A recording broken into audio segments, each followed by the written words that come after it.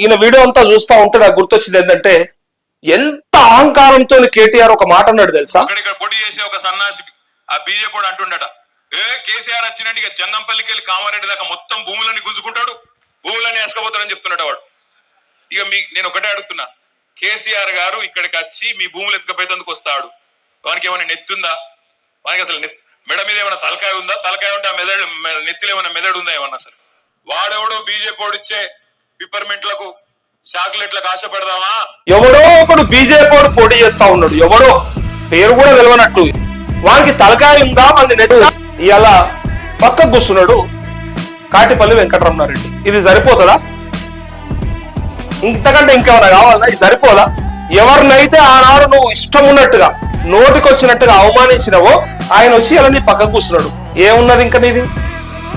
అసలు ఆయన లెక్కలకే తీసుకోలేరు కదా మీరు. దేవుడు ఇట్లనే చేస్తాడు. నువ్వు ఏదైతే వద్దు వద్దు వద్దు వద్దు అంటే వాళ్ళు తీసుకొచ్చి నీ ముందరే పెడతాడు. అదే జరిగింది ఇక్కడ. ప్రతిపక్ష హోదా కాబట్టి మళ్ళీ ఇద్దరు పక్క చేయలే. ఆనాడు ఆయన ఎవరో తెలియదంటివి, ఈ రోజున తెలిసిందా అని నా ప్రశ్న. ఆయన తెలియదని చెప్తే ఏమైంది? లాస్ట్ కి వచ్చి పక్క కూర్చుని పెట్టుకునే పరిస్థితికి వచ్చింది. ఎవరినైతే తక్కువ అంచనా వేసుకుంటామో వాళ్ళ నుంచే రేపు పొద్దుగల.